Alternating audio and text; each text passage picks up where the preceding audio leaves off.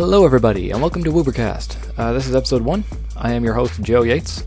And in this episode, for the pilot episode, we're going to be going over the brand new set, which is coming out in 2 weeks from today. It's Fates Collide. Pre-releases are starting this weekend, so we think it's a good idea to check out on the cards, see what's good, see what's bad. Helping me sort out through the cards today is going to be my good friend Rory Licken, a fellow Irish player, and we're going to get started. Yeah, so I guess we'll just get straight into it. The way I'm going to structure this is we're going to have the non-EXs first, then followed by the EXs, and then followed by the trainers. And I will leave like timestamps and everything in the video description, so if you want to just skip ahead to the EXs, you can go ahead and do that or something like that. But I guess we'll just kick it off with the non-EXs. And the first one I wanted to talk about was Mothim and Wormadam. And I know you're going to tell me that these are completely shit, but I'm going to go through them anyway. So Mothim has this ability where you can move any damage counters you want from your Wormadam in play into any of your other Pokemon. And Wormadam happens to be a fighting type, so you can put a Focus Sash on the Wormadam, take the hit, move all the counters off of it, attach another Focus Sash, and go again. And in theory, have an invincible Wormadam. I think this is a gimmick. I can't see this being top table play, but I think it could be a bit fun. What are your thoughts on it? Yeah, it's definitely interesting, but definitely more of a gimmick. It's got some synergy with the other Wormadam, the Steel type one. Yeah, especially because the fighting one has a colorless attack cost, I believe. Yeah. So the Steel one does 20 damage for each damage counter on it, is that right? Yeah. Yeah. So I guess the idea is you move them all over to the Steel one, and then you just swing for 180 for a single energy, which is pretty cool. Pretty cool. Like, 180 still isn't what it used to be, but...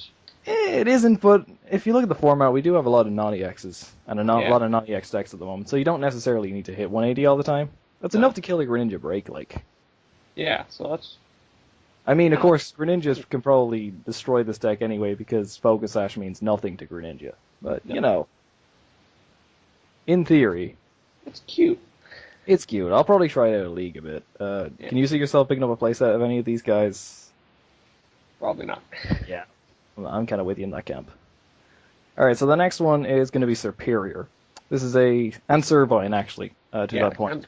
Can't ignore the Servine. Can't ignore the Servine. So these are Grass-type Stage 2, 140 HP, so of course it can abuse Forest of Giant Plants straight off the bat, which is really good. And Servine's ability, the Middle Stage Evolution. When you evolve into it, flip a coin. If heads, Pokemon's paralyzed. No complaints, that's just a really good ability. So, oh yeah, like, paralysis is so strong, it's crazy. It is, and there's like, I mean, how do you get out of paralysis at the moment? Like, we got Zoroark. Yeah, you need some sort of Russian type ability, or you need Switch or AZ, so... Already, most decks don't run very many of those, so... Yeah, and even then, you're kind of forcing your opponent to find it still, and AZ will get rid of energy and stuff like that, so... Yeah. Like, you're forcing them to use the resources, so... So that's just an inherently powerful ability. Yeah. And Superior's attack... For a single colorless, it has Coil, 40 damage, and next turn its attacks do 60 more. And for just a single Grass, it has Slash Down, which is 80, and it can't use Slash Down next turn. So you can effectively hit 140 damage for a single basic energy. Yeah. That's amazing. Like, you're hitting 180 over 2 turns, which is... Yeah, you're going to two-shot a lot of things. And especially Grass as a type is actually really strong right now, with Seismitoad being popular, with Greninja being popular. Yeah, and Zygarde gets Zygarde coming in as well.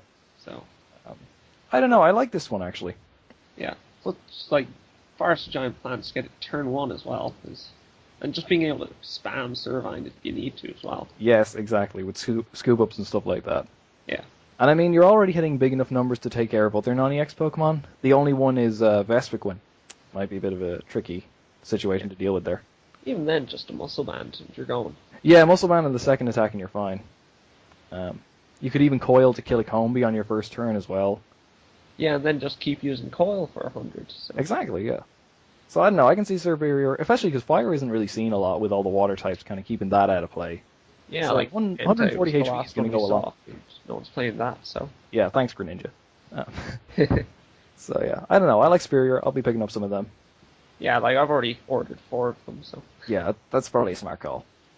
Alright, so the next one coming up here is Delphox and Delphox Break. I don't know how I feel about this one. So Delphox, Stage 2 Fire type. Has the attack for 3 colorless energy, Psycho Storm. It does 20 damage times the number of energy in play. That's all of your Pokemon and all of your opponent's Pokemon. Delphox Break has an ability where you search your deck for fire energy once per turn and attach it to one of your Pokemon. I think the ability is very strong, and I think the attack is also very strong. Oh yeah, the attack is insane. The issue is speed. This is a Stage 2 that doesn't have a lot of support in getting this out fast. You can't maxi or Archie for it. You do just have to straight up rare candy into it, and you don't even have a great consistency ability like Gallade unless you want to run one of the Delphox from XY.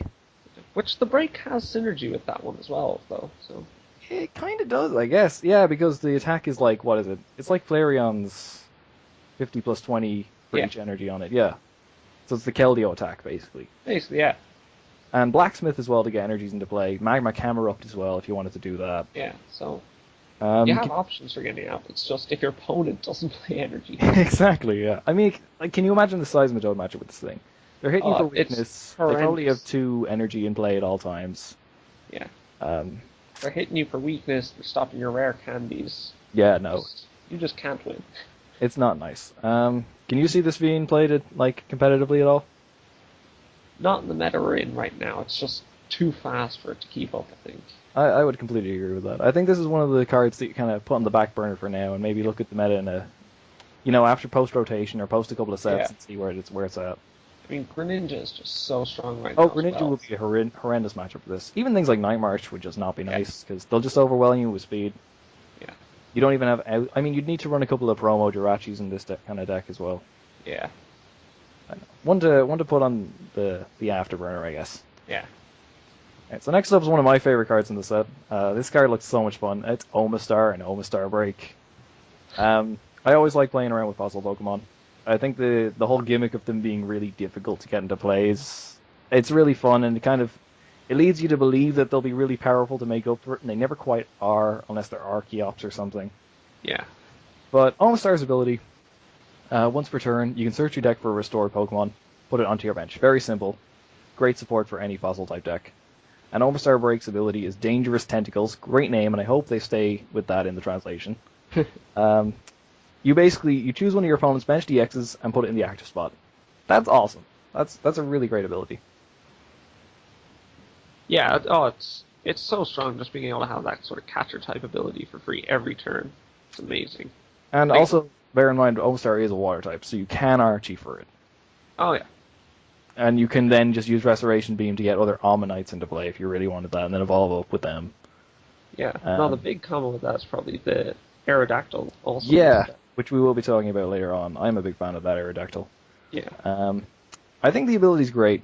I think it's going to be difficult to get into play, even with Archie. And I think it's one of those decks that you're going to need a bit of time to set up, but once you do, you can really hit some big numbers.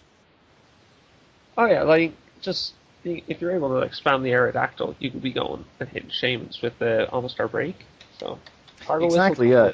I mean, you probably wouldn't even... You could easily cut down to like 1 Lazond in that deck. I think it would be a very weird list, and I don't even know what non-fossil Pokemon you'd run outside of like Shamans yourself. Mew. You can't copy them though, because they're restored, not basic. Oh, yeah. So you can hit through Pyroar, which is kind of funny, and Jolteon EX, that won't do anything to you. But... Go expanded. Yeah. Then you have a much more consistent Archie list. Yeah, you would. A computer search would, and Jirachi and things like that would help. Yeah. I think it's a cool idea. It would take quite a while for me, at least, to come up with a good list for Omastar Aerodactyl. But anyway, we will talk about the Aerodactyl. We may as well talk about the Aerodactyl right now, actually, since it's kind of topical. So I'll just scroll down the page to it. Where is it now? All right. Yeah, here it is. It's got fantastic artwork, by the way. He's like sitting above a city, looking a bit like a gargoyle or something. It looks great. So Aerodactyl is just a straight restored Pokemon. First attack is just a coldest for 30. That's not what we're talking about. Free retreat. That's great. 120 HP. Pretty good. Resistance to fighting and weakness to lighting. Just standard for any flying type. But yeah. Yeah, I mean, it's low enough HP, so it's not huge deal what weaknesses. I mean, yeah, that's probably right. It does 20, 40. You can't get knocked out by the Den in one hit. I don't know how relevant that is, but there you go. So Jet Draft is its main attack. For double colorless energy, it does 120 damage. Discard a special energy attached to your opponent's active Pokemon. That's one hell of an attack. Oh yeah. That's an awesome attack. 120 is killing Shaman straight off the bat. Which is great with Omastar Break. Which is great with Omastar Break, because you can just pull them straight into the active spot. You got target whistles. I've already bought 4 Aerodactyl, actually. Yeah, same. I'm definitely going to be messing around with this thing. And Aerodactyl, by the way, is colorless, not fighting, so you cannot maxi for it or anything like that. This is okay if you just Archie for an Omastar. Yeah, exactly. I mean, so it's a bit slower, but yeah, and then with the Omastar, every single turn you're going to be getting another Aerodactyl into play. Yeah. I think it's a fun deck. I don't know, I can't see right now with Night March being so big and you having a lightning weakness especially. I don't think it's going to be that great at the moment. No. But it's definitely something I'm going to be playing around with. Alright, so... Yeah. What was it you were going to say? No, if someday Night March is gone. Hopefully that championship set thing doesn't come our way. Yes, all our hopes and dreams come true and they just rotate it out. All of Verbank's hopes and dreams come true and they just rotate it out. It's everyone's hopes and dreams. I don't know, I like Night March, but nah. Anyway, we should move on, because the next Pokemon's really important. Did you want to talk about White Kyurem at all? I don't think it's any good. No. We'll just skip White Kyurem. We're going on to Barbaracle, because this thing is good. So, Barbaracle's a stage 1. Evolves from Binacle. It's a water type, so you can Archie for it if you want to, I guess. It's got the ability Hand Block. If you have a Stadium card in play, your opponent can't play any special energy from their hand. Holy crap. That's straight up beats Toadina. Straight up beats Toadina. There are a few issues, I think, that a few people might be overlooking with it. First of all, it is a stage 1. It does evolve from Binacle. So let's say you're playing against Night March and you drop a Binacle. A Night March should really be able to Lizard or capture that up and kill it before you can evolve it into the Barbaracle. And there's your strategy shutdown, right? Night March can just spam Hex Maniac anyway, so... Exactly. I think that's one of the strongest points about it, though, is that it can be on your bench and the ability is still active. Yeah. So it means that Night March can't, like, Hex and Lizard the same turn to kill it. It has to just Hex every single turn. Yeah. Unless they're running Catcher or something like that, but... Oh, that's horrible, yeah. Yeah. And the other thing is the qualifier that says you have to have a Stadium in play. Mm. This is interesting as well, because something like Delinquent could be used to get around this. Yeah. Or even Giratina, where, say, you can Delinquent away the Stadium, and then Chaos Wheel so they can't play another Stadium down, and all of a sudden, Barbaracle's useless. Yeah. On top of that, it's the stage 1. Yeah, and I think the 3 retreat costs is worth mentioning as well. The 3 retreat cost is worth mentioning, actually. You would need to Floatstone this guy. Yeah, so that could be our big issue, like, if you're getting item locked, they can just slice under you up. Yeah, so. And like what I was saying about you have to Lizard then Hex or something like that, with a 3 retreat cost that becomes a lot more doable than it otherwise could be. What kind of decks could you see this thing going in, though? So that's a thing. It's really hard to find any deck that you could spare the space to put this in just to counter special energy. Exactly, yeah, that's what I was going to bring up, is that it's a stage 1, and trying to, like, a 1-1 line isn't going to be consistent enough, most likely. You'd probably want to be running like a 2-2 thing, so, I don't know. And already a deck that runs a decent count of Stadiums in the first place? So you'd be looking at maybe, what, Seismitoad Barbaracle? Yeah, and that's just not great, is it? That could just be a weaker version of Toadina, yeah. Or even just straight Toad. Like, or even just straight Toad. If you're looking for a good Toadina matchup, straight Toad has that. So. Exactly, yeah. I think that's a very strong ability, though. So it's definitely going to see play. How it sees play is going to be interesting to see. Yeah. All right, so the next one is just a quick mention to Rotom. It has the attack Plasma Magic. It's a double colorless. You move 2 damage counters from each of your Pokemon with damage counters on them to your opponent's active. Only bringing this up because some people are mentioning it as a Trevenant break counter. What are your thoughts on that? He'll just tree slam. Yeah, yeah, pretty much. That's really as far as that goes. Because, like, even if, let's say, you have 6 Pokemon in play with 2 damage counters on them, that's 120 damage. Okay, you don't actually kill the Trevenant Break in one hit then. Yeah. You're kind of just prolonging the inevitable. I mean, it could be kind of neat to just, if you manage to drop it and play it down, but if they see it, they're not going to be they're going to be using Tree Slam, not Silent Fear.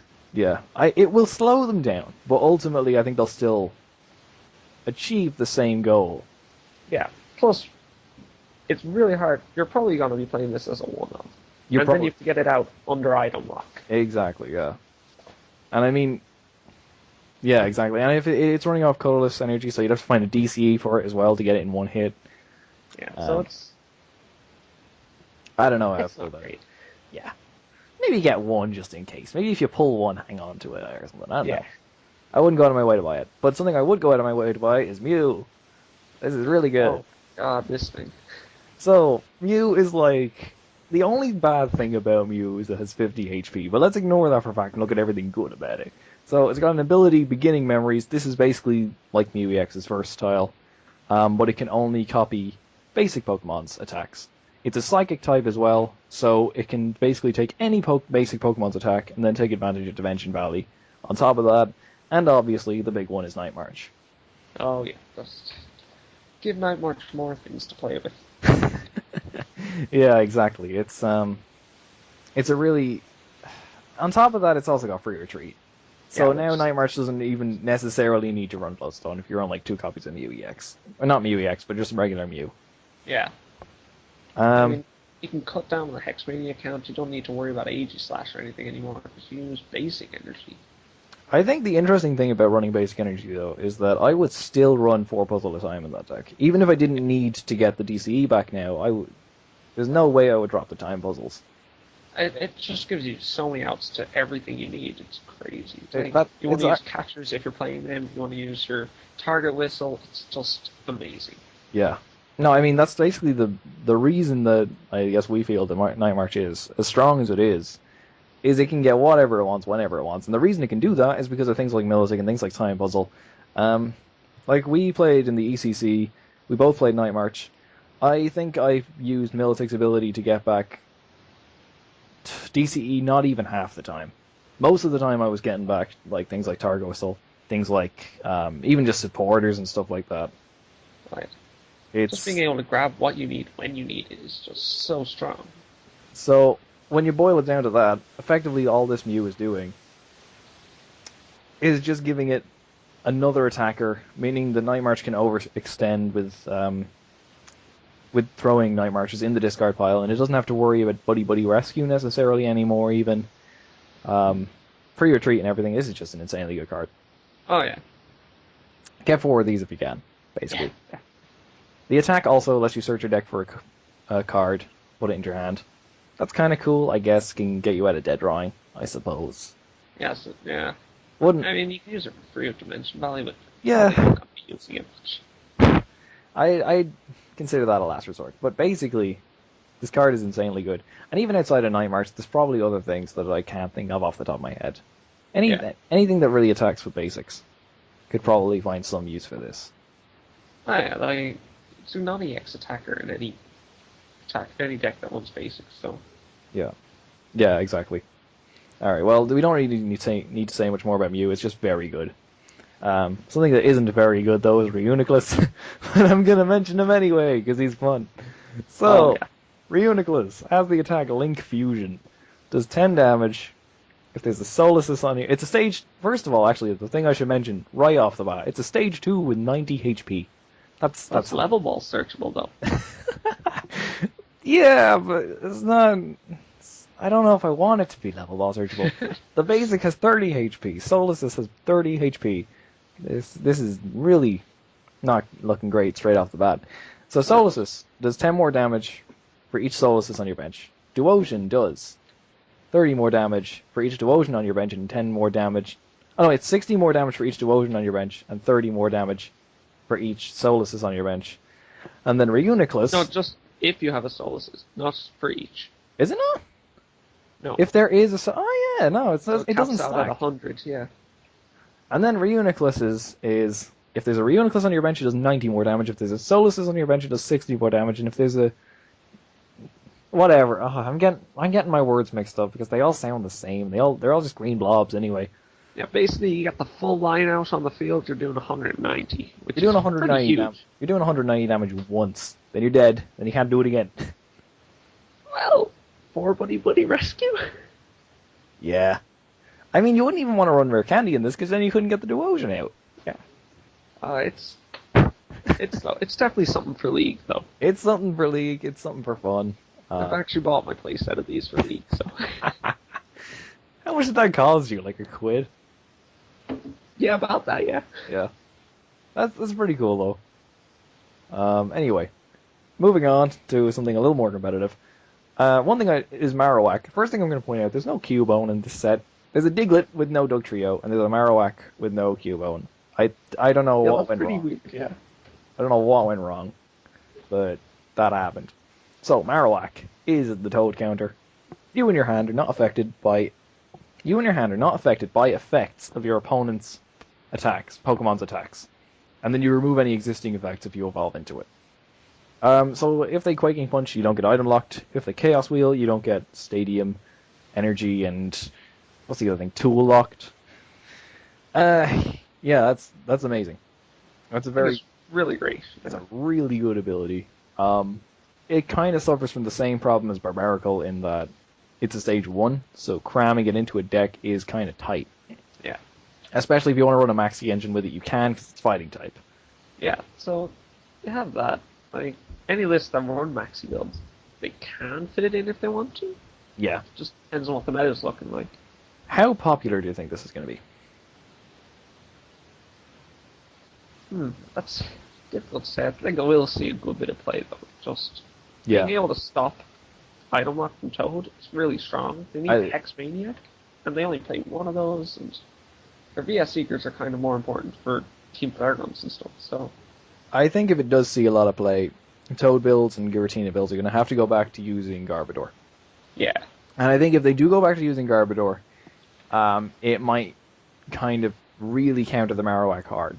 And people will stop playing the Marowak, and we'll go through some sort of weird phase where people then stop playing the Garbodor because nobody's playing Marowak, and then people bring back Marowak because nobody's playing Garbodor, and yeah, we get into I think Toad Garbodor could be pretty good coming up in the new meta, but Toad Garbodor might be the optimal way to play Toad going into the new meta. Looking at a few of these, especially with things like Barbaracle stopping you dropping DCs for Quaking Punch. Yeah, so there's that. Yeah, I think it's going to change the way people build decks. Marowak, I mean. Yeah, I mean. I think it will see some good results here and there. Yeah. But nothing huge all the time. Exactly, yeah. I think, again, there's not a whole lot of decks that...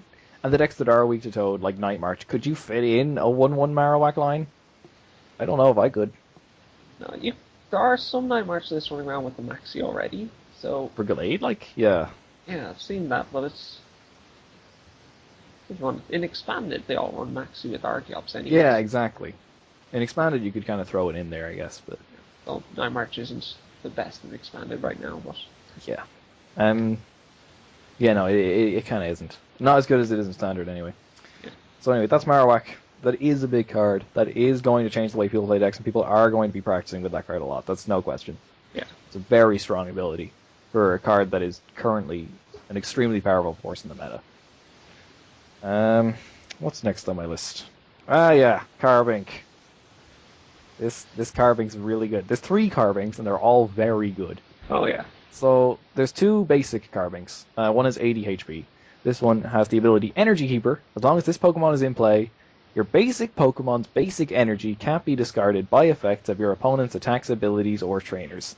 So you can't Team Flare Grunt away stuff, you can't Crushing Hammer away stuff, you can't, I don't know, what attacks discard energy? You can't Crawdaunt away stuff, I don't know. But, and this might be, and the fact that the strongest thing this has going for it is a basic. So you can throw this in anything. Oh yeah, it's really strong. 80 It does HP. mean you are affected by Silent Lab though, so... Yes, that's keep in mind. Yes. Silent Lab will shut this thing off. 80 HP means it's level ball searchable as well. With a 1 retreat cost, this is a very splashable card. That could see play in things like Manectric Bats, even. That could see play in just decks that rely on basic energy, which is... Oh yeah, just got... Greninja, maybe? I suppose that doesn't have to worry too much about Crushing Hammer. No, that's getting the energy back into hand. Yeah, you return it anyway. You got Fisherman as well if you need that. It's Yeah. like, okay, well, there are definitely decks that will benefit from this. Yeah, it's a really interesting ability. Like, we haven't seen much like it's great to have. Yeah, we haven't actually. That's a good point. There aren't really any other cards that fulfill this purpose. Yeah. I mean, it really adds into the Toad hate that they're having in this set. Exactly, yeah. And it's another reason for Toad to run Garbodor. Yeah. Is to shut off this ability. Wailord as well will be hurt by this quite a bit, because Wailord can't really get away with the Garbodor line. Yeah.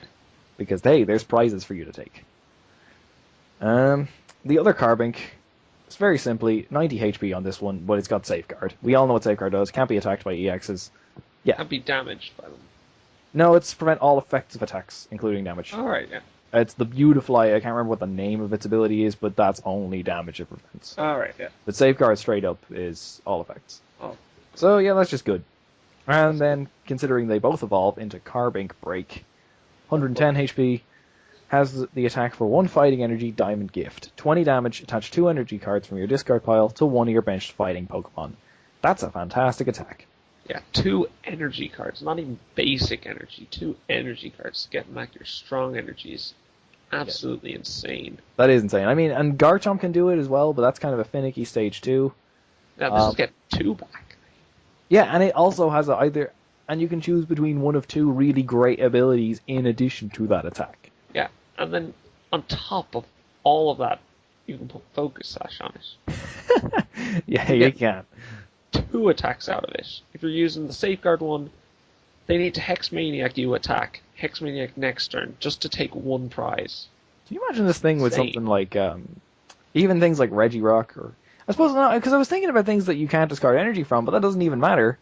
Because once you get those energies back on the board, you've got the Energy Keeper Carbink to make sure your opponent can't even get rid of them. Yeah. That only stops basic energy, I do want to point out. But even still, like, they're still there. Yeah, it's just a crazy amount of stuff for one Pokemon to have, really. It is. I feel like it's a pretty well balanced card though, in the fact that it restricts you to only attaching 2 fighting Pokemon. Yeah. Well, as if fighting really needed more support. I agree. I mean, what would you attach them to now? I mean, Zygarde first of all, which we'll get to in a little bit later in the podcast. But out of all this stuff, not including stuff from this set, what would you attach these energies to? Like a Lucario? Yeah, like Lucario and Zygarde, it's interesting. Zygarde probably looks like it's going to be better than Lucario anyway, so... Yeah, I would say so. Okay, well that's Carbink Break. Great attack. Will definitely be part of a meta archetype. So, no questions there. Next up is Zygarde. I'm going to talk about the 90 HP one. I'm going to skip the 120 HP one. Do you want to talk about the 120 one at all? No, not at all. Yeah, I'm not feeling that one at all. The 90 HP one, though, just worth mentioning, has an attack Fighting Colorless, Aura Break, 70 damage. The Dark or Fairy Pokemon that was damaged by this attack can't attack during your opponent's next turn. That is an extremely niche card. Like, yeah. Do you like it at all? I mean, Fairy just isn't seeing any play right now at all. True, and then true. Dark Dex runs Zoroark, so... Yeah, good point. Out of it. Yeah, there's not really... I mean, maybe it'll pop up in a deck. Like, let's say there's a really Dark Dominator or Fairy Dominated meta. Dark Dominated meta seems to be every meta. Yeah. I don't know. Someone might run it at some point to some good effect. It's a real meta call, I guess, but... It would kind of screw over a Veltal if a Veltal stops running Zoroark for some reason. I don't know. Yeah. I figured I'd just bring it up. Yeah, not very good, though. Alright, I'm skipping all the dark ones. You want to talk about Mandibuzz? I don't. No, not at all. Yeah, I'm just gonna move on from Mandibuzz. Okay, and we're into the Steel Pokemon. And the first one is going to be Bronzong and Bronzong Break. Oh, yeah. So, Bronzong ability is prevent all damage done to your bench Pokemon by opponent's attacks. This is the Japanese translation. The English card has effective attacks as well. So, it's bench barrier that stops Trevenant Break, basically. Yeah. Off the top of your head, what other effective attacks would this block? What are the effects attacks? Because I can't think of any other than Trevenant Break. Yeah. It's not really big in the meta right now that it really stops, but stopping Trevenant Break's pretty good. Yeah, it's worth remembering at least as a one-off. I mean, I definitely wouldn't run more than one copy, especially while the Metal Lynx Bronzong exists. It's just so much better. Like, it's just so much better, especially given Bronzong Break's attack, which is Gold Rain. Great name. And this is they have some really weird attacks in this set, and it's going to be a mouthful for me to describe, so just bear with me for like 60 seconds. Discard as many metal energy attached to this Pokemon as you like. Then choose a number of your opponent's Pokemon equal to the number of energy you discarded, and you may choose the same Pokemon multiple times. This attack does 30 damage to each of those Pokemon you chose for each time you chose them. Don't apply weakness and resistance. Jesus Christ. So, for example, if you have 5 energy on it, you discard all 5 energy. You pick like one Pokemon 4 times and another Pokemon once. You do 120 to the one you picked 4 times, and 30 to the one you pick once. I think it's cool because you can pick off Shaman so easily with it. Yeah. You can pick off Night March, it's pretty easy. You can pick off Night March, 30, 60, 60, 30. That'd be hilarious. I like it. I think it's a good one-off. Oh yeah, like it's a pretty good finisher and stuff in metal decks, but they're not seeing too much play right now. Maybe they might go up and play. Why are metal decks not seeing too much play right now? I mean, Aegislash is pretty strong at the moment when you think about it. We think like Toad, and think like Night March. I know Night March has ways around Aegislash, but you're forcing them to find them. Night March can find them easy enough. Night March can't find them easy enough. Yeah. What was it? You beat what? Quad Aegislash in the ECC with Night March. Yeah. So kind of not a Night March counter at all. Not really, no. Four Aegislash can't beat Night March, so there you go. That's why metal decks aren't seeing play.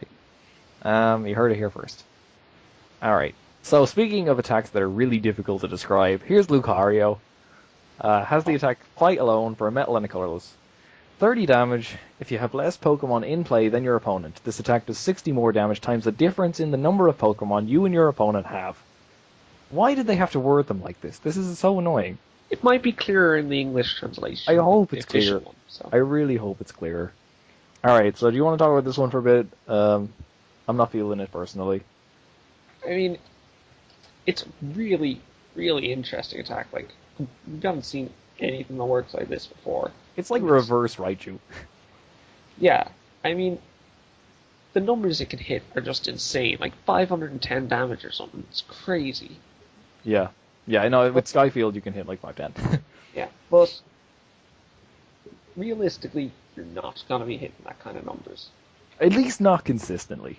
Yeah, because in not benching stuff means you're not going to be playing down your Shamans, you're not going to be benching your own loads of Riolus, you're going to be naturally inconsistent. I guess the ideal setup is you have like one Riolu in the active spot and one Riolu in the bench, and that's it. But you still need 2 energy attachments then to be attacking. Which Max is kind Elixir? Huh? Max Elixir? Maybe? See, you're not even going for a sort of speed deck or anything, so it's true. Be really inconsistent, I think. Yeah. I don't know. I want it to be good. Oh yeah, I mean... It's not, but I want it to be good. See, and some decks will be okay, like Night March will be fine. Fill up its bench, whatever. Go KO your 4 or your Riolus, whatever, and go home, it's fine. So. That's the thing, though. I mean, it relies on your opponent benching a lot of Pokemon. And if your opponent's smart or isn't running Mega Rayquaza, they're not going to do that. Yeah, I mean, some decks won't even care, though. They'll just trade with you and they'll be fine. So. Exactly, yeah. I don't know. It's a cool attack. Maybe. Unless you had some really good way of controlling your opponent's bench size, I don't think this will ever see play. Yeah. Target Whistle even isn't good enough, really, because that relies too much on what they have in their discard pile, and you also finding Target Whistle. Yeah, so... Giving this one a pass for now? Yeah. Yeah. Which leads us onto the Fairy types. Which leads us onto the normal types. Yeah. No Fairy types worth talking about, except EXs, but we'll get back to that. So normal types. We already talked about Aerodactyl. Yeah. Are there any normal types you want to talk about that aren't Lugia break? Well, Lugia itself, but... Well, yeah. I don't even really want to talk about Lugia Break, to be honest. It's not that good. I think it's worth mentioning that the Whismur is printed with round, so Yes, that is worth mentioning. So now you can run round in standard if you have 4 Timpole and 4 Whismur. even with the original one, it means you don't have to play the Meloetta. Yes, that's actually a very good point. So Whismur in instead. you can run just 4 Whismur over 4 Meloetta in the expanded round. Or you could run 4 Meloetta and 4 Whismur. I don't know what kind of build would be best, but yeah. Probably So not. if you're building around in expanded, pick yourself up 4 Whismur. Don't bother with the Loudred or the X-Cloud, they suck. So just the 4 Whismur. Isn't there an X-Cloud with round though? Yes, but it's a stage 2. It does 50, but I think You could throw in so, like huh? right, if you've got like the whole the Seismitoad, Palpitoad line, and you got like maybe a couple of rare candies on top of that, you could throw in like the 4 Whismur, and then like if you have rare candy already in your build, I say if because I don't look at round decks very often, but you could then throw in like 1 copy of that X-Cloud to sort of go into maybe. It has a high energy cost, though. Does it? What's its energy? I'm just gonna punch in this card actually because this will tell you my knowledge of round that I don't know this Yeah, X-Cloud. it's a 4 energy cost. You're Holy. not using that. Okay, retract everything I just said. Yeah. But yeah, if you like round and you play expanded, pick a Whismur. There you go. That's a cool Pokemon. Artwork's kind of cool too. All right. Anyway, final non-EX that we're going to talk about is Lugia and Lugia Break. So Lugia has the ability Pressure. It's like a built-in Heart Charm. When it's your active, prevent the damage done by your opponent's Pokemon is reduced by 20. And the attack is Rising Burn, 60 damage. If your opponent's active Pokemon is an EX, does 60 more. Thoughts on this one?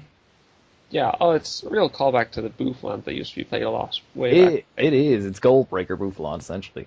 Yeah, it's been buffed 20 more HP. Probably not as big a thing now with power creep being so huge. And a lightning weakness kind of hurts it as well with things like Jolteon, Manectric, Joltik, all Yeah. existing. So, no, it's definitely nowhere near as good as Bouffalant was in its day, but Even with preventing the 20 damage, though, one thing that is relevant that makes that a pretty good ability is now Manectric's Assault Laser can't knock it out in one hit. Jolteon's, whatever that name of that, it was a Flash Ray or something, that can't knock it out in one hit now, even with weakness. Unless they've dropped muscle bands or something, but it's still worth remembering. yeah. And the break is 150 HP. And it's nice that they're printing breaks on basics to make them a little more playable. Yeah. So they're effectively just stage 1s. But the break's attack is 4 colorless energy, destruction wave, 150 damage, discard 2 energy attached to this Pokemon. Any love for this one? No, not at all. Just you don't want to be powering that up. It's You don't. 150. It's not even hitting the numbers you need. And you need a Musman just to hit 170. You're gonna still be missing on knockouts. So You will. And then 2 energy away from yourself. Trying to think of what you could even run this in. It is colorless, so you could throw it in pretty much any kind of any kind of archetype that you wanted to. Maybe something that was really weak to fighting could pop up with this. I don't know. It's a weird card. yeah, it's just something to keep in mind that it is there. Yeah. I don't want to write it off too early because Sage. I appreciate that they're printing breaks on basics, but Yeah. like with Carbink. But I do want to point out that Lugia's attack for 3 colorless energy will do 60, and if there's if it's an EX, it'll do 120. Aerodactyl for 1 energy less just does 120 straight up and discards a special energy. So, in comparison, Yeah, it's really not that great an attack anymore. no, it isn't. It's nice that it's there though, I guess. It's got beautiful art. So Oh, the artwork is fantastic. Ignoring the ugly hunk of gold breaks, the regular card is lovely. yeah, Alright, so that covers all the non-EXs. So we're moving on to part 2, which is going to be the EXs. And we're going to talk about all the EXs because they're EXs. They're worth talking about, I guess. Even the bad ones. yeah. Starting off with one I'm on the fence about, Glaceon EX. It's like the opposite of Jolteon. So it's 170 HP, Water type, weak to metal, 2 retreat cost, all those out of the way. Water, colorless, 70 damage. Next turn, prevent all damage done to it by evolved Pokemon. Any thoughts on this one? Yeah, it's definitely nowhere near as good as Jolteon, and Jolteon isn't even the god card people are saying it is.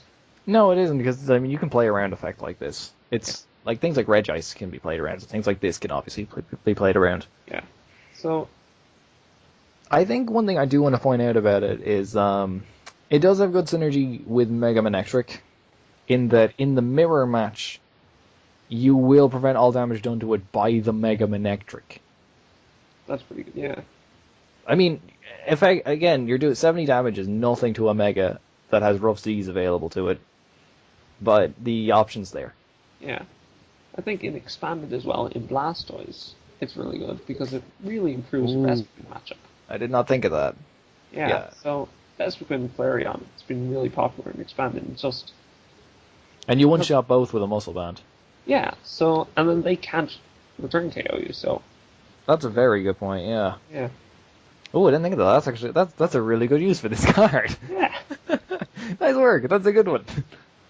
Anyway, so yeah, that is actually, Glaceon's a lot more useful than I thought it was in that one particular instance, but that's a very good instance for it. Because, I mean, otherwise, what, they're relying on Dual Splash Kyogre to pick them off early.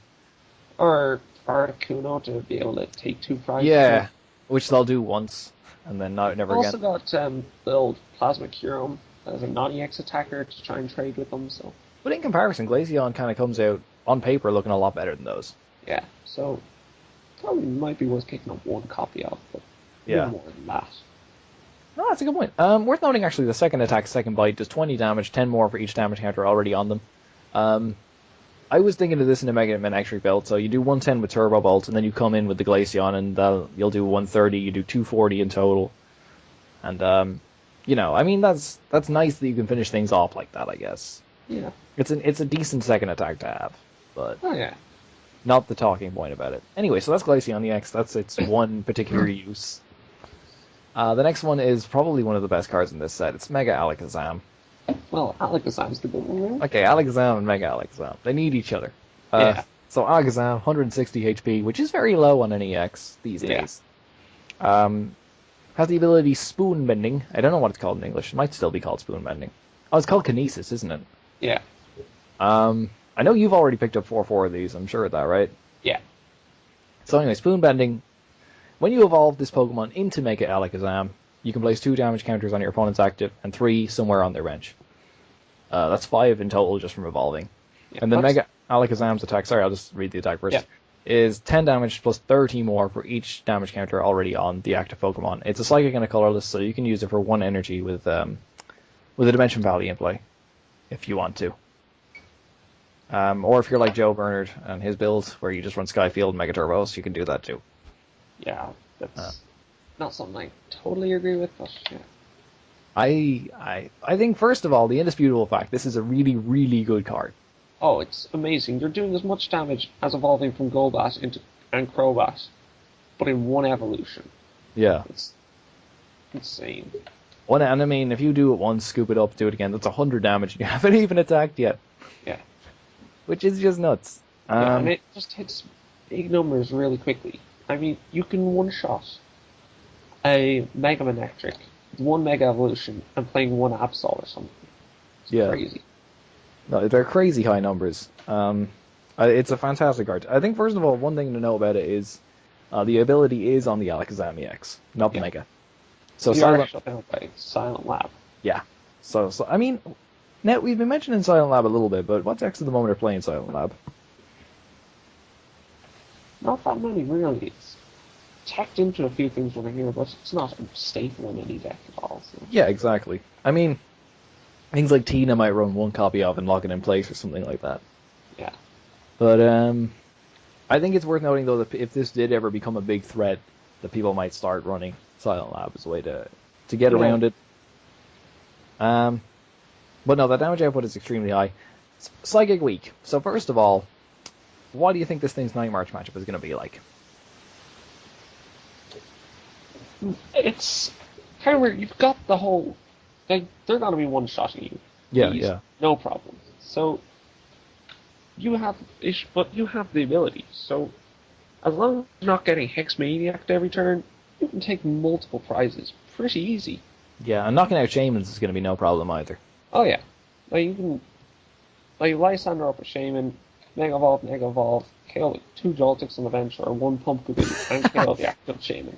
Alright, so that's 4 prizes in one turn, yeah. Yeah, so it's... Yeah. I mean, I want to point out, though, if I'm a Night March player and I'm coming up against Mega Alakazam, I'm probably not going to be benching my Joltix in the first place. Yeah. But, like, even then, you're taking 3 prizes if you're KOing a Pumpkaboo or a Mew. Yeah. Definitely. I think it's definitely interesting, and it's going to see a ton of play. Yeah. Is it overhyped? I don't think so. I think it's already just instantly an archetype that people can just pick up and play. You pick up 4 of these guys, you pick up the Spirit Links, you pick up Devo Spray or Scoop Up, or whichever one you want to use. Scoop Up I like better, because you can heal. Imagine if you got hit for, say 180 damage on your Mega Alakazam, then you Devo Spray. Well, you're shit out of luck. Yeah, Scoop Up is so much better, just because you can also pick up Shamans and Hoopas and stuff if you need them. Yeah. It's just great for consistency as well. So. Yeah, I'd be going for Scoop Up over the Devo Spray. But that's Mega Alakazam. I think that's really all we need to say about it, is that it is very good, and look out for it. Be prepared to play against it, because it's just inherently good. What's next? I think we're on to the fighting Pokemon, and this is one I definitely want to talk about, is Regirock EX. Because I don't think it's outright good or bad. So it has 180 HP, fighting type. The attack is Bedrock Press. 100 damage, next turn you prevent 20 done to it. And the ability is Regipower. So each of your fighting Pokemon does 10 more damage, excluding Regirock EX. So it's like Deoxys, what Deoxys did for Plasma, what this is doing for fighting types. Which already has so much damage modifiers. Already has so many damage modifiers. This stacks as well, so if you have a 3 Regirock in play, you're doing 30 extra damage. I'm not sure how I feel about this one, because, like you said, there's so many ways to increase your fighting type damage. And Lucario's already running bats in Luca Bats, so finding the bench space for an extra Regirock might be difficult. Yeah. And it's got a 3 retreat cost, so it's a huge on target if you're not running Floatstone, which Luca Bats wouldn't want to do anyway. Yeah. I don't know where I stand with this one. How do you feel about it? Yeah, I mean, you've already got all the damage modifiers you need most of the time, so does it really need to have this in your deck clogging up space? Yeah. It's kind of a question you have to ask yourself. Yeah, exactly. And I mean, you look at Zygarde, which we're going to talk about now, which can do 200 base damage. And, you're increasing that with everything. Fighting Stadium, you put a strong energy on that, you're doing 220, you're not 240, you're knocking out everything that isn't Wailord. Do you need 10 more? Most of the time, probably not, no. I don't know. Maybe I'm being too quick to judge this one, but I don't think it's as good as it looks at first glance. I'd still pick up 1 or 2. I would still pick up. It might be nice to have 1 for maths, but... Yeah. I don't know. I think this is the kind of card that on paper you'd want to run 4 of, but in practice, can you fit 4 in? Yeah. So. And can you feasibly attack with it? With Carbink, yes, you can power it up, but if I'm putting 2 energy on something, I want it to be on Zygarde, not Regirock. Yeah. So, I don't know. We're both on the fence about it, I think. But something we're not on the fence about, and I'm actually going to talk about Zygarde and Power Memory at the same time. Yeah. So we're going to talk about Zygarde now. If I can find Power Memory and just bring it up. What is it? Okay. So, first of all, Power Memory is a tool card. If it's attached to a Zygarde EX, Zygarde can use this attack. Fighting, colorless, Cell Burn, all Cell Burn, 200 damage, discard 3 energy attached to this Pokemon. 200's a big number. Yeah, it's just huge. And especially with all those damage modifiers, you can even knock out Wailord with ease. You actually can, yeah. And especially you've got Carbink Break to get the energy back on it as well. Yeah. So, I think what's forming here is really similar to the Virizion Genesect type concept. You've got Carbink to get all the energy, and then you've got Zygarde to swing for big damage. Yeah. It's just, Power Memory isn't as good as G-Booster. But it's not an A-Spec.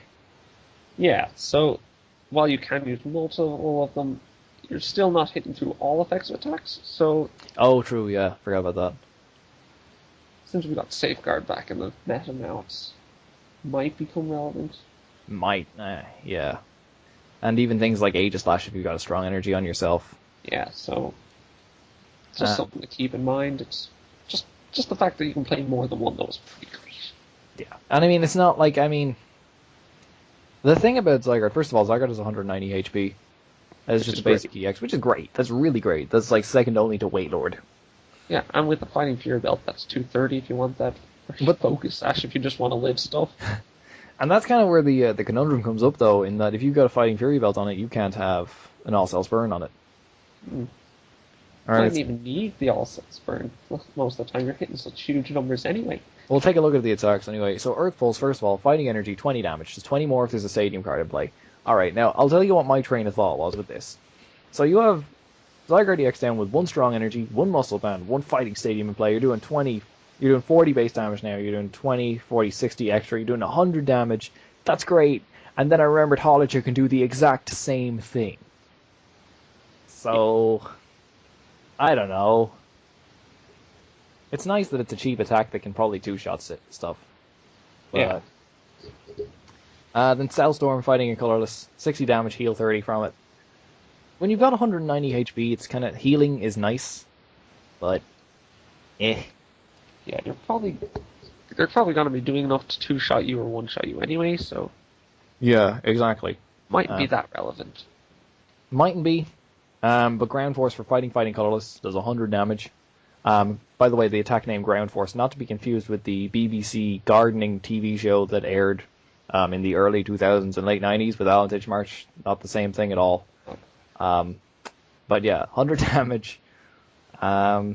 Just there's no actually extra text. It's just 100 damage. I don't know. I think we're at the point in the meta, right? Like, and we were talking about this earlier about how there's a lot of non-EX decks right now. Do you need to hit 200 damage? Most of the time, no. I mean, what do you kill them with that? You're killing things like Toad and Tina, which is great. Unless they're Fighting Fury belt. Yeah, unless they're Fighting Fury belt, and if you probably hit the 220 anyway with strong energy stuff. So yeah, you probably can. I mean, you only need 20 extra, and Fighting Stadium gets you there. Yeah, so that's irrelevant. But yeah, I think the fact that it's got Carbink as such a good partner means if it didn't have Carbink, obviously there's no point even looking at it. Max Elixir as well to get it powered up really early on if you want that. You could even just power it up like turn 1 and then the next turn go into the Carbink and start powering up again that way. Yeah, so it's going to be really strong. It hits for really huge numbers. It's just, is it right for the meta? Yeah, that's exactly it. Because that's all you're really doing is hitting for big numbers. Yeah, and the thing is, like, Night March can hit 200. That's... Yeah, so anything that's just going to be hitting for big numbers is going to be compared to the likes of Night March and Vespiquen, so... Night March really affects how we build decks, doesn't it? Oh, yeah. It's far too much. Yeah, I think Carbink is just it's just such a strong partner for it, though. Arguably even stronger than the Zygarde itself. And plus, Carbink's attack does 20 damage, so you can basically, like you were saying about the Fighting Fury belt pushing people up to 220, if you hit them with the Carbink first, that doesn't even matter anymore, because now you're hitting the 200. Yeah. So, it's just inherently powerful.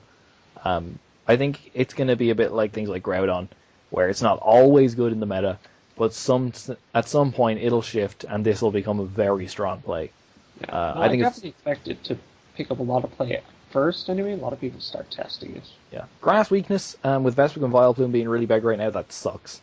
Oh, so much, yeah. Especially since you can't even play down your Fighting Fury belts under item lock. Or Focus Sashes or anything like that, yeah. Yeah, Focus Sash. Yeah. I mean, it's a good card. I don't think it's anywhere near as good as, say, Alakazam from this set. No. Alakazam's definitely the big card from the set. Definitely.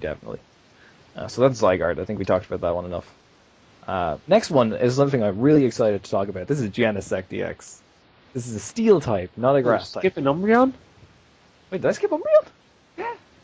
I skipped Umbreon. Okay, I just went. It's even on Pokebeach. It's like literally it's the very next card after Zygarde. So I'm gonna go back to Umbreon. Okay, we can talk about Genesect after Umbreon. I really want to get to Genesect. So Umbreon is a bit kind of continuation of the whole EVs that prevent damage from other things theme, or do things depending on the type of Pokemon they attack, I guess. So Night Veil, 20 damage, discard a number of cards from your hand, draw the same number. That's not it. Moving on. End Game, great name. Dark, colorless. 70 damage. If this damage knocks out a Mega Pokemon, you take 2 additional prize cards. How do you feel about this one? It's underwhelming. Like, 4 prizes is huge. It is. You really got to think, when are you going to be in that position? Yeah. Because there's not that many Megas being played hugely. Like, there's Manectric. Manectric, I mean, can heal, though. Yeah. So you got that. You got Sceptile. You got that, which can heal. Which can heal. And so... I thought about this actually as well. What Megas are weak to Dark? Mega Gengar. It's not one. Is that it? Yeah.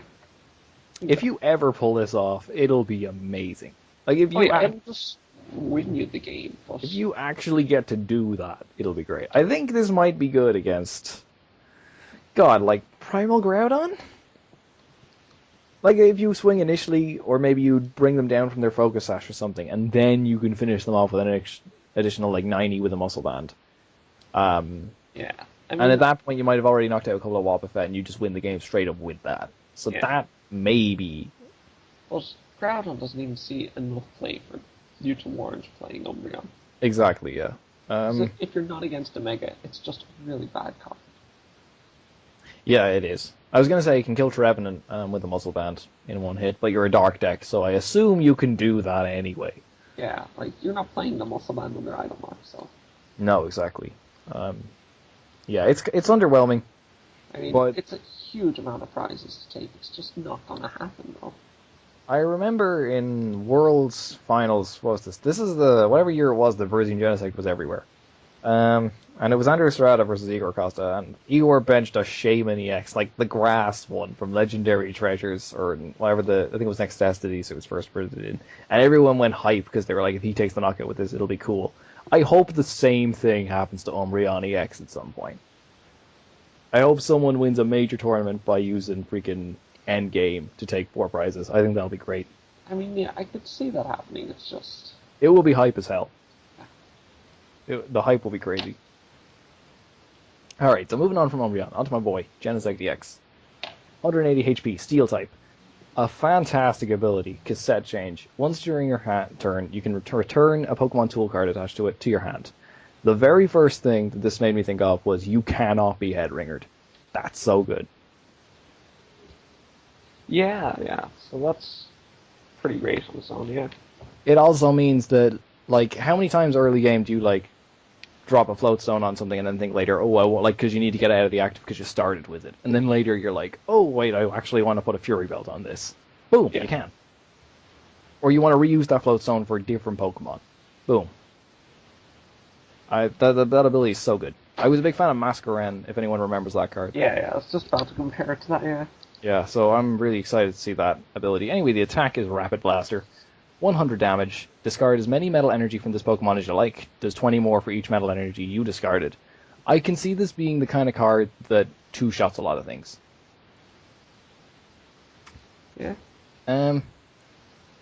I think it's already got tons of support anyway with metal. You've got things like Bronzong, you've got Aerodactyl that you can put it into. It's a really good 180 HP and a resistance to Psychic is really good against things like Night March. With a Fury Belt, you're doing 220, and they need to get a Joltik into play as opposed to the Pumpkaboos. And Mew as well will be hitting this thing for resistance. You're weak to fire, which nobody plays. I actually really like this one. Can you see it seeing any play though? I just feel that a lot of the other Steel types just do what it does better. I mean, if you're not going to be one-shotting stuff, you've got Aegislash, who at least can survive attacks from stuff like Toadina and things like that. Yeah, I guess. I mean... And if you're going for one-shotting stuff, Dialga has a slightly easier time than you, so... Yeah, I think you're right. It's somewhere in between the two. It's good, though. It does give you the option of being one or the other. But... I think it's nice that you can just do 100 damage. I know that sounds really weird, but it's like, you can do 100 damage, you don't have to discard the energy. And I think a lot of the other Pokemon that you see, and a lot of the other metal types do kind of come with drawbacks in that regard. Yeah. I mean, Aegislash can do it, for the same energy cost, can also hit 100 damage with Slash Blast. And I suppose you can increase that if you want. So technically, in a way, in a straight metal deck that doesn't run DCE or anything weird like that, it's not as good as Aegislash. Although, is it? Because you do 124. Yeah, no, because you hit 120 with 4 energy on it, but Aegislash is already hitting that number. So yeah, no, it's... I think the attack is slightly underwhelming, but I really like the ability. The ability is really what sets it apart from them, so... I don't know. I'd like to find a use for it. Do you think you'll be picking up a couple of copies of this, or are you going to leave this one? I don't see it going up huge in price. If I need it, I'll buy it later. I'd agree with that. I don't think people are going to be clamoring about this. I haven't seen anyone talking about it at all, so I just thought it was worth mentioning, and that I really like that ability. Next up is going to be Mega Altaria. I'm going to have to... The Altaria is colorless, the Mega is fairy, so we'll go for the colorless one first. Yeah. I think basically everything about this Pokemon is underwhelming. Yeah, it's just bad. Yeah, powerful gain, 30 damage. If you recovered any HP this turn, does 60 more and remove 3 damage counters from it. It's just 90 for 2, and... Night March can hit 90 for 2. Aerodactyl can hit 120. Aerodactyl can hit 120 for 2. And they're not EXs. So, yeah, and Shiny Wind does 80... attack with this, it's not good. Yeah, Shiny Wind does 80 damage and remove its weakness. Alright, so this is the kind of card that you look at and say, no one's going to play this, let's hope the Mega's really good. Well, is the Mega really good? So, it's fairy, it's got 220 HP, that's solid. A type that really takes advantage of Max Potion as well, so it's fine. Mist Purge does 100 damage. If this Pokemon has any special energy attached to it, it does 30 more damage and heal 30 from each of your Pokemon. Other than having a wicked good Trevenant matchup, what any use for this card? Nothing that I can see. Like, again, what you said, it does have a great Trevenant matchup, but even then, I have a struggle to get it out. Yeah. So that's just... Yeah, you do. No, even then, you don't actually have as good a matchup as you think. Yeah, I mean, item lock beats even its bad matchups if you just, especially if you're playing the Hammers variant. Yeah, true. I feel like, being fairy colorless, why would I power this up over a Mega Gardevoir? Yeah, exactly. If any fairy Mega is going to be played, you've got to compare it to Gardevoir. Even any colorless Mega, to be honest. Like, things like Kangaskhan got dropped play because, Gardevoir is just infinitely better. And Gardevoir doesn't even see any play, so... And even post-rotation, Gardevoir will still be in the format thanks to Generations. Although I want to point out, did Gardevoir Spirit Link get reprinted? I'm not sure about that. I'll give it a look. That's hilarious if it didn't. I'd say it half, but that'd be horrible if they didn't. That would be amazing if they actually rotate it out like Primal Clash. They're like, yeah, you can play Mega Gardevoir, but you don't have a Spirit Link. I don't think it has been. No. That's really cool. I mean, it's not really cool. It's the exact opposite of that, but whatever. So yeah. That was not well thought out. No, it wasn't. Oh no. Maybe that means they'll keep Primal Clash rotation. I don't know. It's way too early to be speculating about rotation. Although I'm going to do that when we get to Kingdra. But Mega Altaria EX, useless for now, and I can't see it. It would take a really drastic change in the meta. Like, Trevenant would have to be everywhere, and you'd have to be able to get it consistently out. I don't know. Yeah. Probably the most underwhelming EX in the set is Diancie EX. Ability is Twinkle Veil. As long as this is your active Pokemon, any damage done by your opponent is reduced by 30. And the attack is very colorless, 60 plus damage. If there's a Stadium card in play, it does 50 more. So 110. Yay! It's also got 150 HP. Just really bad. Really bad. The only thing I can think of for this thing is you basically reduce Toad's damage to 10 per turn with the Fury Belt. So... I mean, it's great. I mean, you've got Lugia, who reduces it to 30 with a Fury Belt. If you have an Assault Vest on him, that's nothing. Yeah, true. I don't know what kind of deck I'd put this in, you know?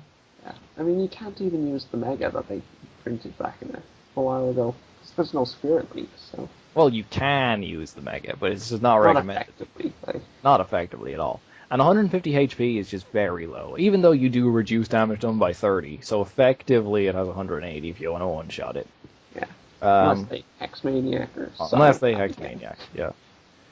I just don't see what kind of deck I will put this in. And I think that's the biggest issue for it. And I don't think it's strong enough to make a deck of its own out of. I just can't see its place. Yeah. So we're just going to move on to the only Dragon type in the set, and something I'm actually really fond of is Kingdra EX. 170 HP, Dragon type, like I said. Weak to Fairy, cool. Nobody's playing that because they all suck, as we've just discussed. Heavy Storm, does 20 damage, discard a Stadium card in play. So this is like Remoraid's Ion Pool, an attack I am a big fan of. Don't underrate discarding Stadiums. Like, this could get you around Barbaracle, as we've already been through. And the main attack though, is Dragon Trail. Water, colorless, colorless, colorless, but it does 60 plus damage and does 30 more for each basic lightning attached to it. So immediately the pairing should be Magnezone from Breakthrough. Yeah, it's such a shame that it's basic, so you can't even use double Dragon energy effectively. So. I agree. If you could double Dragon it, you instantly do 60 more damage for an attachment. Yeah. So I think right now in the format, Magnezone Kingdra isn't a good idea. Magnezone in general is just not a good idea. But if we think to a format where, and I know this is me speculating, and I know we've mentioned this tons of times, a format without Night March, this could be really good. Do you have any thoughts on that? Again, it's just all you're doing is hitting for big numbers, which a lot of decks do at the moment, and they're all non-EX. So I mean, you're hitting for big numbers, but you've also got things like a lot of support for it now. You've got a good non-EX attacker in Raikou. You've got a fantastic ability to support it with Magnezone. You have new trainers coming out that we're going to talk about in a minute that really help you conserve energy better. You got Fisherman to get it back. I don't know. I think this could be something to look at once we find out what rotation's going to be in the standard format. Yeah, well, for now, I don't think it's going to be any good. Yeah. So put that on the back burner for now. And that is not all of the X's, because we're going to talk about the final one, which is Mega Audino. We won't spend too long on this because it sucks, which is unfortunate because I really like Audino, and the card is adorable. So Audino, 3 colorless, do the wave, 60 damage, 10 more for each of your benched Pokemon. That's just Raichu, but really, really shitty Raichu. Yeah. Yeah, that's it. Just, yeah. And Mega Audino, 220 HP. Magical Symphony, 110. If you play the supporter this turn, it does 50 damage to one of your opponent's bench Pokemon. Like, Ho-Oh does essentially a better job than that. Yeah, even with the crazy energy cost of Ho-Oh does it better. Yeah. Even Chestnut Break arguably does this better. I'm not a fan of it. I want it to be good because I like Audino, but I like it as colorless, so you can put it in pretty much any archetype you want. I assume Fairy would be the first thing that would come to my head, but then again we get the same argument of why would I use this over Mega Gardevoir, and yeah, so just something I can't find a place for in the format right now. Yeah, I mean you're hitting 110, which is shaming damage. Yeah, you're hitting 110, 50 on the bench, so you could. I don't know. And I mean, even if you Lazoned up the thing, you did the 52, you're now doing 160. So it's not even like, say, Primal Kyogre,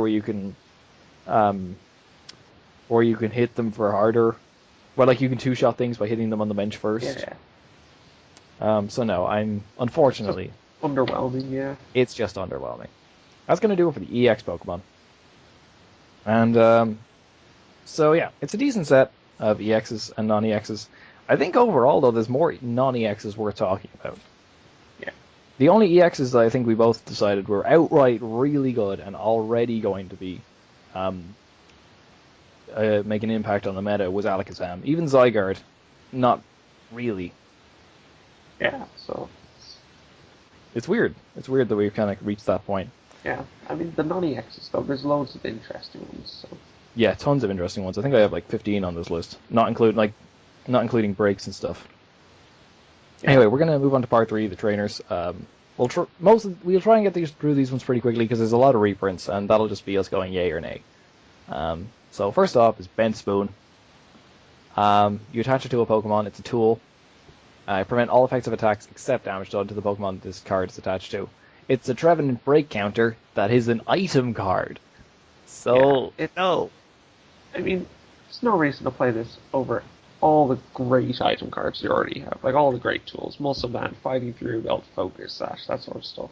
Yeah, we're in a format where there's a lot of competition for tools right now. Like, there's a lot of great options out there. Yeah, so it's just not going to see play right now. I completely agree. And again, effective attacks. What are you really preventing that isn't Trevenant? Because I can't think of anything. Yeah, I mean, things that poison you or things that paralyze you. Yeah. I mean, the poison and paralysis is going to come from things like Surfbind and Ariados. They're not attacks. Crobat's ability isn't an attack. So, maybe one day it'll be good. Not right now. Chaos Town. I suppose, well, one thing you do stop with Benspoon is Greninja's attack that blocks your Pokemon's abilities. Render all effective attacks except damage done to the Pokemon this card is attached to. Yeah. So that Pokemon's abilities would stop. But it would stop all your other abilities, though, right? Yeah, except the one it's attached to. Okay. That's actually interesting. So I suppose you could attach this to, I don't know, for example, or an Aromatisse or whatever it is you have on the bench. Yeah. It'll still stop you playing down Shamans, though. Yeah, so it's not good. Yeah, it's not good right now, and I still don't think I'd run it just in case. Just for that, no. Unless I was that really ability reliant and in a very heavy Greninja-based area. Which is quite a lot of areas. Which is quite a lot of areas, in fairness, yes. Nothing that's going to want to play this now. No, nothing right now, at least, anyway. Maybe in the future, but not right now, I don't think. Okay, Chaos Tower. This is one of them flippy stadiums. That is the technical term for them if you look them up in the rulebook. So red side, which is... It's Chaos Tower, by the way, not Town. It looks a bit like the Yu-Gi-Oh card Toon World, or what is it, the Toon pop-up book thing. I don't play Yu-Gi-Oh too much, so I don't know. But if anyone does, you'll know what I mean. Basically, one side prevents your Pokemon from being asleep or paralyzed, and the other side prevents your Pokemon from being poisoned or confused. It's kind of cool. Yeah, it's not even a Hypnotoxic Laser counter like it could have been. Yeah. It only prevents one of the status conditions on you. Right? Wait, really? Either poison or asleep. Like, poison's one side, asleep is the other side. Oh, yeah, sorry, that's what you mean, yeah. So, while you might stop the poison, if they flip heads and then you flip tails, you're still asleep, so it's... Yeah, true. I mean, I feel like the biggest... If Servine becomes really good, then I guess you've got a way to deal with that. I think the biggest thing you could use this in is... I don't know, Pokemon with attacks that either confuse themselves, like Machamp, for example, or something like that, where you just sort of... Or attacks that make them fall asleep, where you can prevent your own Pokemon from falling asleep by playing it, like, in your direction. But there's not even that many of them worth talking about. So Wailord, basically, yeah? Yes, Wailord. No, Zoroark Break for the Wailord matchup. Yes. That's it. We found the only use for this card so far. I think it's cool. The reverse holo is going to look great, as it always does on these double-sided stadiums. Most interesting thing about it is that it has no reference to burn. So yes. This is interesting. There aren't any Pokemon in standard format which burn anymore. And this doesn't even solve burn. So if you want to go into Expanded and play Volcarona Camerupt, go ahead, because no one is going to be able to stop your burn. But yeah, that's Chaos Tower. It's kind of cool. It's not as good, I think, right off the bat as things like Reverse Valley or Parallel City were. Yeah, no, it's probably the weakest of the three so far. So. Probably the weakest. But I think it probably will be played in a couple of decks, at least sometime in the future. Yeah. Status effects are always a big part of the game, so... And as always with these double-sided stadiums, it's beautiful. Oh yeah, absolutely. The artwork is just fantastic. Anyway, moving on from this is a reprint, Devolution Spray. Devolve one of your Pokemon, put the highest stage evolution card in your hand. Very simple card. It's been around and expanded for quite a while. What was the last time it was printed in? Oh, that was too long ago. Dark Explorers or something? I don't know. Doesn't matter, anyway. I think the big question with this is, would you run this or Super Scoop Up? In almost every situation, it's got to be Scoop Up. I completely agree with that. I think the only exception I would make is, Forretress. Yeah, it's just re-evolve. which nobody runs at the moment. Not at all, so... It might make, like, Latios Donk more consistent. Yeah, I mean, I know there's some people trying to run it in their Mega Alakazam Bats decks, but Scoop Up is usually the better option. For the bats themselves, that's an interesting point. I still prefer Scoop Up over Devo Spray, even if there's a chance for it to fail. Yeah. The payoff is so much better. The payoff is so much better. Like, if you have a Golbat, a Zubat, a Golbat, and a Crobat in play, and you Devo Spray, you can only do 30 more damage. But if you Scoop Up, you can do 50 more damage. And you've still got a Golbat free for next turn, which you would with the Devo Spray anyway, so that's a moot point, but... no, I think, and generally the healing capabilities, like I mentioned with the Alakazam, is if you get hit for 180 as the Mega, and then you Devo Spray, you're dead. But if you Scoop Up, you're not. Yeah. I mean, it's a nice card to have. It's good to know it exists, yeah. Yes. So, anyway. Dome Fossil Kabuto, we're not looking at any of the fossils, we're just moving on from those. Energy Pouch. It's a tool card. If the Pokemon this tool is attached to is knocked out by an attack, you return all basic energy attached to that Pokemon from your discard pile to your hand. What would you play this in? Nothing really. It's a tool. Like, you want to play your Muscle Band or your Fighting Fury Belt, so... Yeah, you generally do. Yeah. Like, anything that's going to be just losing all that energy probably runs Fisherman or something like that to get energy back anyway. That was basically what I was thinking of. You're thinking of something like Magnezone builds or Blastoise builds that can just say you knock out a Keldeo or a Kingdra EX or a Raikou, and you put all the energy straight back into your hand, you drop another Kingdra or a Raikou or a Keldeo or whatever, and you just load it all up with the same energy. That concept is really cool, that you don't need to worry about finding a Fisherman and using that as your supporter for the turn. You don't need to worry about superior energy retrieval, especially in Standard you don't have that option. Yeah. Unless they reprint that too, who knows? Just giving up your tool is kind of... Giving up your tool is kind of... I think Kingdra is the natural partner for this, because you can increase your damage output anyway. Yeah. Without having to worry about a tool. The only thing is you won't be able to play, like, Fury Belts to increase your HP. So yeah. I think it's a cool card. I'll pick up 4 of it because it'll probably be like 10 cents each. Yeah. Oh, yeah. It's a nice card to know it exists.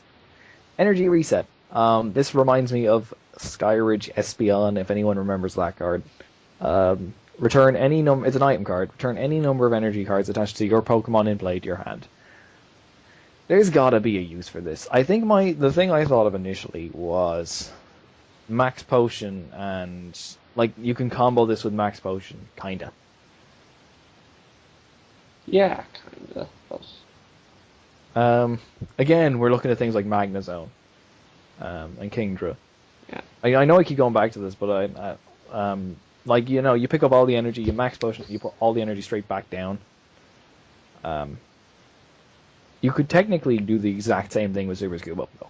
Yeah. So it's pretty niche. It's not really relevant too much. It might come into play if there is a Pokemon that has an ability where every time you attach energy, it does something. Like, I mean, not like Malamar, but, you know, a more prominent ability than that. Yeah. Maybe. I know there's I think it's a Shuckle in like Heart Gold or something like that, but every time you attach an energy to it, you draw a card. And in Unlimited, what a lot of people do is they run Blastoise, you know, the Deluge one. They run Espeon from Skyridge, which has an ability which lets you do the exact same thing as this item card, and that Shuckle. So basically, you just have one energy card, and you keep attaching it and removing it from that Shuckle over and over again to draw every card in your deck. So if we ever got something like that, that's essentially what you'd be looking at. So that's Energy Reset. Weird card. Alright, here's a card I'm going to spend exactly 10 seconds on. Fairy Drop. Remove 5 damage counters from one of your Pokemon that has any fairy energy attached to it. And then we have a Fairy Garden reprint. I'm not talking about Fairy Drop, it sucks. Yeah, Max Potion's just... Right. Yeah, in a type that already has access to Max Potion, why would you use Fairy Drop? Bad card. I think it's notable that it doesn't have to be a fairy Pokemon, it just has to have fairy energy attached to it. I mean, you can still do that with Max Potion. Super Potion heals 60. Yeah. So, yeah, Fairy Drop's not great. Fairy Garden's getting a reprint. I like that. I don't think anyone has a problem with this. That's alright, yeah. Yeah, that's how I feel about it. It's nice. Yeah, it's cool to have. Fossil Excavation Kit. Search your deck for up to 2 Old Amber Aerodactyl, Helix Fossil Ammonite, or Dome Fossil Kabuto. Put them into your hand, shuffle afterwards. Well, we're never going to be using those anyway. Yeah, we're never going to be using those anyway. We talked about Fossil for a bit. We kind of thought that off the bat, arching for an Ammonite is probably the best way to get fossils in play. If you're looking for like an Amora or something, you know, they've already got Fossil Researcher.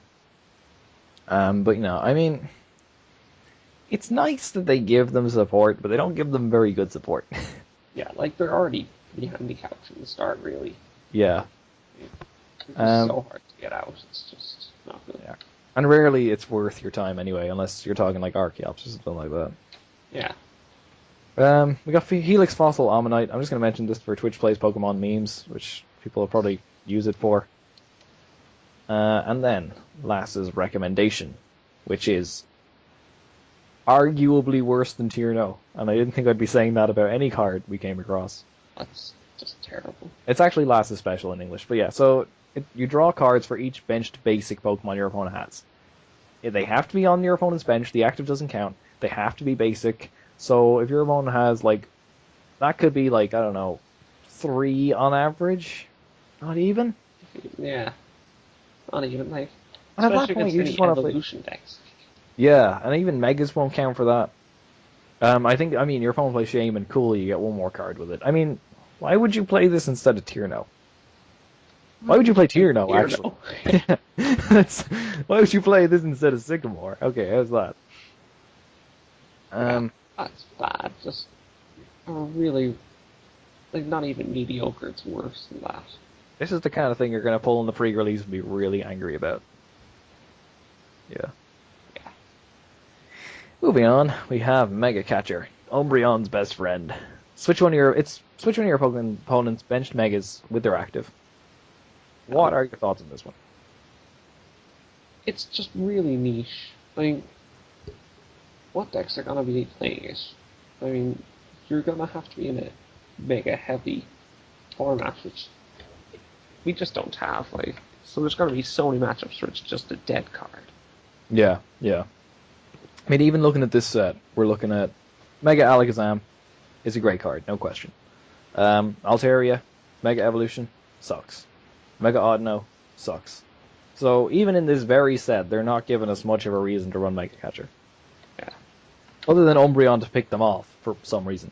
But yeah. I think it's a really powerful effect, but it'll only be really powerful against like 1 or 2 decks that may or may not be popular. Yeah. And it's probably not worth it then, because you're not going to use it in every other matchup. Yeah. Yeah, I'd rather just run regular Catcher. Yeah, at least that might be useful in other matchups if you flip out, so... Still going to pick up a playset of it, though. You know, you never know. Yeah. It's an item card. You should pick up 4 of it regardless of what it is, in my opinion. Yeah. Speaking of something you should pick up 4 of, and probably the biggest talking point of the entire set, is N. Do I even need to read this? I will anyway. Each player shuffles their hand into their deck, draws a card for each of the remaining prizes. Oh dear, he's back. Goodbye resource management or anything like that. Goodbye Birch! That's what I'm excited about. I don't have to play Birch anymore. Yeah, it's great on the one hand we're getting a really good supporter in Standard, but it's not a good card for competitive. It didn't have to be this supporter. It could have been Colress. Yeah, They gave us N. It just means you can't you can't plan out your turns ahead at all. Like, if you want to Ultra Ball for an evolution next turn, there's no point doing that. You're going to get End. Yeah. I know there's the threat of Judge, but Judge isn't even played in all decks, so... No, and it isn't, and it hurts the user as much as it hurts the opponent. Yeah, so it's... I think the biggest thing about N is, and anyone who's played in the black and white era will obviously know this, but you know, taking like a 4 prize lead against your opponent, where you've got 1 left and they've got like 5 left, and then playing an N completely changes the game at times. Yeah, you can just dead draw. Especially if you've only got, like, let's say you're playing Vespiquen, or Night March even, and you've got, you know, 1 attacker with one double colorless on it, because you're probably not going to have another one on the bench with a DCE on it. And then you get End, and your Joltik gets killed. And you have one card with which to find your remaining DCEs. It's not going to be pretty. Yeah. It's just such an incredibly powerful card. It is. If you didn't play in black and white, you don't have 4N already, go pick yourself up 4N. Yeah, lots of people already have their 4, so it's probably not going to be that expensive. No, probably shouldn't be. I mean, and you might pull it anyway. I know. I'm really glad that we're getting a consistent draw supporter. I'm on the fence. I didn't think it would have to be N. Professor Oak's new theory would have been great. Oh, so great, yeah. Would have made Shauna completely useless, but it would have been great. I don't know. Anyway, N's back. There's nothing we can do about it. He's here. The king is back. Also back is Pokemon Fan Club. That's kind of cool, I guess. Yeah, just worth noting. It's there. Yeah, it's just a point. Another thing that's back is Random Receiver. We haven't seen this card in ages. Nobody even plays it in Expanded, right?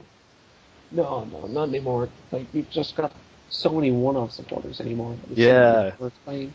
Exactly. That's basically I think the only thing that played it was back in the days when Trump Card was still legal. So things like Executor would basically just play 4 Juniper, 1 Trump. And then you use a Battle Compressor to get rid of the Trump, and then you literally just have Juniper left in your deck, and playing Random Receiver was like playing 8 Juniper. Yeah, like, even before X and Y came out and stuff, it used to be played as a little bit of a consistency booster when all you had was draw supporters. Yeah, I think VS Seeker has made this very difficult to consider playing. Yeah. Because with VS Seeker, you can just get back whatever supporter you want of your choosing if it's in your discard pile. And with this, without VS Seeker, people ran thicker supporter lines. They ran like 4 Sycamore, 4N, a couple of Skyla, a couple of Colrus. And, you've got much thicker things to hit. There weren't really techie supporters like the way people can get away with like 1-offs of Getsus and 1-offs of AZ. And they'll kind of ruin your consistency with this thing. Yeah, I think there'd have to be a deck that only plays draw supporters for it to be useful. And off the top of my head, I can't think of one. Night March? That doesn't even do that. Like, Desperate and Vileplume, but that sometimes plays AZ and Lysander anyway, so... It really should play AZ. Yeah. And I mean... I would not play this in Desperate and Vileplume. I think the space is too tight. Fast enough anyway, so... Yeah, exactly. So it's cool to know it's there, but can't see myself playing it anytime soon. There is a secret rare of it if you want to splash the cash, but I wouldn't if I were you. Scorched Earth is coming back. I like that card, and I actually don't have any of it, so I'm actually glad that I have the chance to pull it now. So yay. Any thoughts on Scorched Earth? Again, it's just nice to have like Fairy Garden. It's not huge. It's not foliage. It's fighting support back again, but yeah, they're gonna want to play Fighting Stadium more. So it's nice for fire decks, I guess. Anyway, Shauna's back. This is like her 20th reprint or something at this point. We got in, so see you, Shauna. I mean, Waylord will still play this. Straight Toad will still play this. That's it. Straight Toad doesn't always even play Shauna. It doesn't. I feel like it should, but it doesn't. So yeah, that's Shauna. She's cool in some decks. That's all you need to know. And you probably already have like 20 copies of Shauna, let's be real. Team Rocket's handiwork. This is the Hooligans Gym and Cass of the modern age. You flip 2 coins for each head, discard 2 cards from the top of your opponent's deck. Now, I actually, for fun, I run a lot of Houndoom Mill. And I will probably be throwing this card into that deck for a laugh. If you play your supporter and with 2 tails and you do nothing, it's pretty awful. It's pretty awful. I don't like any supporter that relies on a coin flip. That's inherently just a bad mechanic. Yeah. You want to get really good value out of your supporters, and this, most of the time, probably isn't. Even flipping 2 heads is nice, but you're giving up your supporter for the turn, so... Yeah. Yeah, and I mean, really, discarding 4 cards from your opponent's deck, best case scenario, what do you get out of that? Unless you are an aggressive mill deck, that's it. Yeah. And even in them, like, I'd rather this was like a flare run, to be honest. Yeah, most of the time I'd say so, yeah. It's cool, and it's got a fantastic full art. Yeah.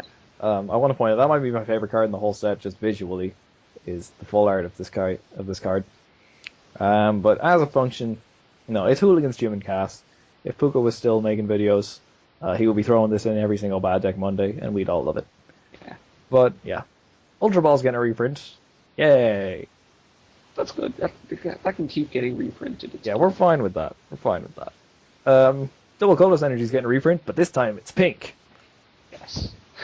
I don't know why that. You won't even see that because it'll be behind your Pokemon. But yeah. Yeah. That's great. And finally, the last card I want to cover is going to be Strong Energy. That's getting a reprint. I'm surprised to see this get reprinted. Just keep all the fighting support going. It's fine. I'm kind of glad it is getting reprinted, though. I mean, if you think post-rotation, and I don't want to think too far in the future, but I mean, Fighting Stadium's not going to get reprinted. Polish is not going to get reprinted. They're going to need this kind of support. Yeah. It'll change into a much slower, bulkier archetype that does massive damage with things like Zygarde and Carbink. I think the archetype of fighting decks are going to change a lot post-rotation. But yeah, so Strong Energy's coming back. I think that's just cool. I don't have an issue with that. Yeah, I think that's actually all the cards we needed to cover. Yeah, that's it. Yeah. It only took 1 hour, 34 minutes, and 24 seconds according to Skype. I knew this was going to be long anyway, but yeah. So, what's your favorite card in the set? Oh, the Alakazam so far. Yeah. So powerful. It's ridiculous. I think my favorite card in the set's going to be Aerodactyl. Yeah. That's pretty good. I didn't say good, I said favorite. Yeah. Even though I spent most of this video talking about Kingdra. Yeah. I think it's cool. I think it's a nice set overall. There's a lot more, I think, to be... as someone who plays an awful lot on EX decks anyway, I think there's an awful lot for me to look forward to. There's a lot of cards that I really want to start testing with right away. Superior is something I'm absolutely going to be hopping on. I'm going to be hopping on Omastar Aerodactyl straight away as well. And throwing Mew into Night March. Absolutely going to be doing that. What deck do you reckon you're gonna be building first? Alakazam? Alakazam, definitely. But I've also got my Superiors ordered, and I've got my Fossils ordered as well, so... Yeah. Okay. I have to go with all those, so... Yeah, exactly. I think the Fossil one's going to be really interesting, because I have no idea how to build that list, and I'm looking forward to trying to figure out how to do it. Yeah.